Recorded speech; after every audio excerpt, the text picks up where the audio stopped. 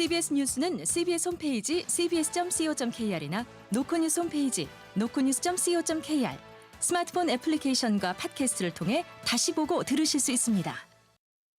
부산 소식입니다. 6.3 조기 대선을 향한 공식 선거운동 이틀째인 오늘 국민의힘 김문수 후보가 첫 부산 일정을 소화했습니다. 두 차례나 취소됐던 일정을 재개하며 산업은행 이전 예정지 방문부터 시작했는데요. 특히 친한동훈계로 분류되는 조경태 의원 등이 선대위 발대식에 참석하면서 갈등설에도 불구하고 원팀 가능성을 보여줬다는 평가가 나옵니다. 강민정 기자가 보도합니다. 국민의힘 김문수 대통령 후보가 공식 선거운동 이틀째인 오늘 처음으로 부산을 찾았습니다. 첫 일정으로 문현금융단지를 방문해 산업은행 부산 이전 부지를 둘러보며 지역 경제 허브와 구상을 밝혔습니다. 김문수 후보입니다. 산업은행 정책금융입니다. 주로. 산업은행 역할 다 아시겠지만 시중은행하고 달라요. 그리고 정책금융이기 때문에 얼마든지 여기 오나 어디 가나 큰 문제가 없어요. 부산은 물류는 이미 다 아실 거고 물류만 하는 게 아니고 금융도 또 들어오고 디지털 첨단 분야 그리고 교육, 문화관광, 생활환경 모든 부분에서 허브도시. 이어 남천동 국민의힘 부산시당에서 한국노총 부산지역본부의 지지선언이 이어졌습니다. 김 후보는 노동자 중심 사회를 만들겠다며 과거 노동운동가 출신임을 부각했습니다. 부산시당 5층 강당에서 열린 선거대책위원회 발대식에는 조경태 의원 등 이른바 친한동훈계로 분류되는 인사들도 모습을 드러냈습니다. 앞서 첫 회의 불참으로 내부 갈등설이 불거졌던 이들이 전면에 나서며 원팀 구성 가능성을 열었다는 평가입니다. 김 후보는 잠시 뒤 자갈치 시장을 찾아 시장 상인들과 시민들을 만나며 민생 밀착 행보를 이어갑니다. 단일화 내용을 딛고 부산에서 본격 행보에 나선 김문수 후보. 현역 의원들이 다시 힘을 모으며 반전의 발판을 마련할 수 있을지 주목됩니다.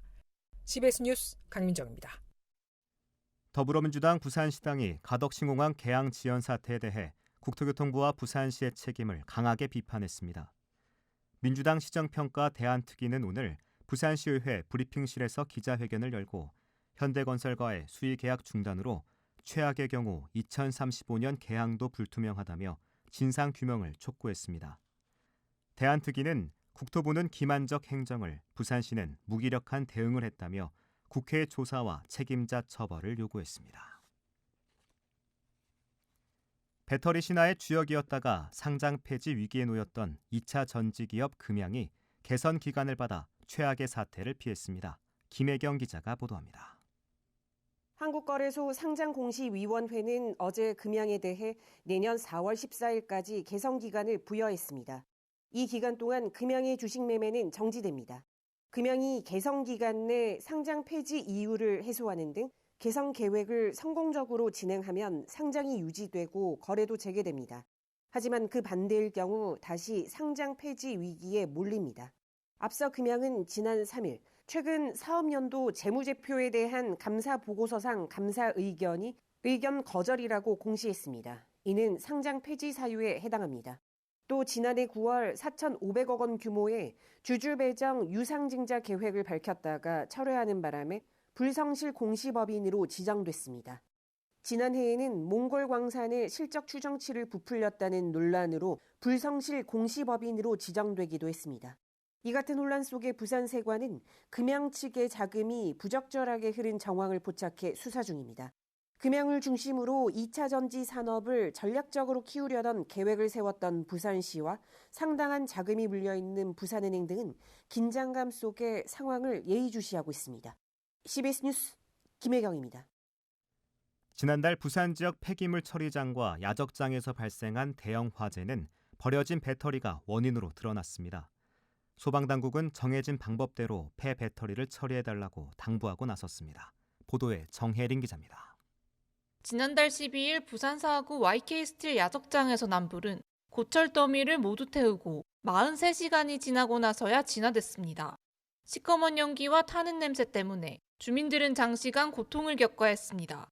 같은 달 8일에는 부산 진구 계금동의 한 재활용센터 야적장에서도 불이 나 가건물 3개 동이 전소되는 피해로 이어졌습니다. 두 화재의 원인은 다름 아닌 버려진 리튬 배터리였습니다. 폐기물 속에 섞여 들어간 배터리가 외부 충격 등으로 인해 발화됐고 이 불이 쌓여있던 폐기물로 옮겨 붙으면서 대형 화재로 이어진 겁니다. 버려진 배터리 때문에 발생하는 화재는 최근 증가세를 보이고 있습니다. 부산에서 2021년부터 2년간 단 한 건도 발생하지 않았던 폐배터리 화재는 2023년부터 지난 4월까지 무려 8건이나 발생했습니다. 전국 단위로 봐도 2020년부터 5년간 모두 201건 발생했는데 해를 거듭할수록 증가하는 추세입니다. 폐배터리로 인한 화재를 막기 위해서는 가정에서 폐전지와 배터리를 반드시 전용 수거함에 분리배출해야 한다고 소방당국은 당부합니다. 부산소방재난본부 관계자입니다. 최근 리튬 계열 전지의 사용이 급증하고 있는 추세입니다. 이에 폐기물 처리 시설에서의 화재도 함께 증가하고 있습니다. 올바른 분리 배출을 실천해 화재 예방에 적극 동참해 주시기를 당부드립니다. 또 전동 킥보드나 대용량 휴대 배터리 등 부피가 큰 배터리는 지자체나 한국배터리순환자원협회에 문의해 처리해야 한다고 강조했습니다. CBS 뉴스 정혜린입니다. 부산시는 21대 대선 공식 선거운동이 시작된 이번 주를 지역정책 과제 공약화를 위한 골든타임으로 보고 총력 대응에 나선다고 밝혔습니다. 시는 국민의힘과 더불어민주당, 개혁신당 부산시당을 재차 방문해 지역 제안 과제 대선 공약화를 요청할 예정입니다. 또 서울본부를 중심으로 중앙당과의 소통 채널을 가동하고 각 실 국본부장이 직접 중앙부처를 방문해 공약 과제를 설명할 계획입니다. 시는 앞서 지난달 21일 3대 분야 32개 사업의 대선 공약화를 제안한 바 있습니다. 부산시는 한국 매니페스토 실천본부가 주관한 전국 시도지사 공약 이행과 정보 공개 평가에서 2년 연속으로 최고 등급을 받았다고 밝혔습니다. 시는 공약 이행과 주민소통, 웹소통, 공약 일치도 등의 항목에서 고르게 좋은 평가를 받은 것으로 전해졌습니다. 통계청에 따르면 올해 1분기 부산의 제조업 생산이 지난해 1분기보다 2.6% 감소했습니다. 특히 수출은 31% 줄었는데 3월부터 시작된 철강, 알루미늄에 대한 25% 관세 조치 등 미국 관세 정책의 불확실성이 영향을 미쳤기 때문으로 풀이됩니다. 반면 소매 판매는 4.7% 늘어 전국 17개 시도 가운데 증가폭이 가장 컸습니다. 부산기장군은 세계라면축제 운영사인 희망보트를 식품위생법 위반 혐의로 경찰에 고발했습니다. 기장군은 축제 운영사 측에 닭꼬치와 아이스크림 등 식음료 판매 시설 4곳에 대한 영업 허가를 내주지 않았는데도 축제에서 시설을 운영한 사실을 확인해 고발했다고 설명했습니다. 지난 2일부터 11일까지 기장군에서 열린 세계라면축제는 부실한 행사 구성과 운영으로 관람객들의 비난이 쇄도했습니다. 부산시는 북항 제1부두에 조성할 글로벌 창업허브 부산의 국제 설계 공모에서 이탈리아의 OBR 건축사무소와 한국 강부존 건축사무소 컨소시엄을 선정했다고 밝혔습니다. 당선된 건축팀은 과거에 대한 존중과 미래를 투영한 건축구조 계획을 담은 설계안을 제시해 높은 점수를 받은 것으로 전해졌습니다. 당선된 팀에는 건축설계 계약 우선 협상권이 주어지며 시는 각 분야 전문가 의견을 반영해 올해 하반기에 실시 설계를 마무리할 계획입니다. 김해공항은 조류충돌예방위원회에 낙동강 하구 에코센터 소속 조류 전문가가 위원으로 활동할 수 있도록 운영 규정을 개정했습니다. 또 위원장은 종전 김해공항 시설단장에서 김해공항장으로 격상하고 13개 해외 항공사도 위원회에 포함시켜 조류충돌 예방 의무를 지게 하는 등 위원회 역량을 강화했습니다. 김해공항은 지난 6년간 항공기와 조류가 충돌하는 건수가 전국 지방공항 가운데 가장 많았지만 정작 김해공항 조류충돌예방위원회는 조류 전문가가 없는 등 졸속으로 운영된다는 지적을 받아왔습니다. 부산과 울산, 경남 노동자들이 산업재해를 입는 비율, 즉 재해율이 다른 지역보다 높은 것으로 분석됐습니다. 지역노동사회연구소와 부산노동포럼 연구 결과 2023년 기준 불경 지역이 관할인 부산고용노동청 재해율은 0.82%로 전국에서 가장 높았고 증가율도 전년도와 비교해 0.06%포인트 높아져 증가폭이 전국에서 가장 컸습니다. 노동계에선 불경 지역 재해율이 해를 거듭할수록 꾸준히 늘고 있다며 중대재해처벌법 실효성 강화 등 대책을 마련해야 한다는 목소리가 나오고 있습니다.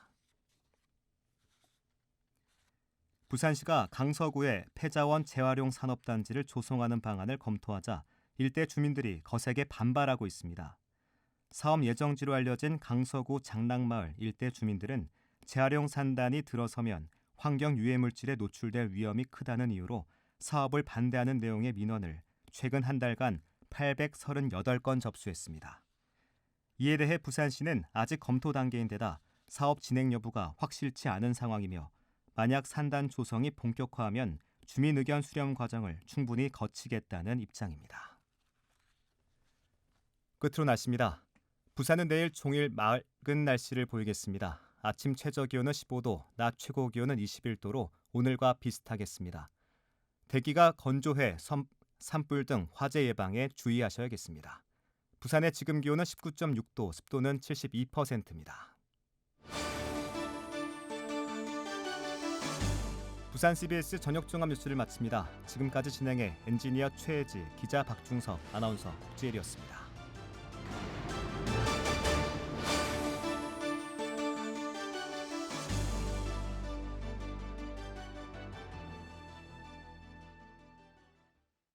CBS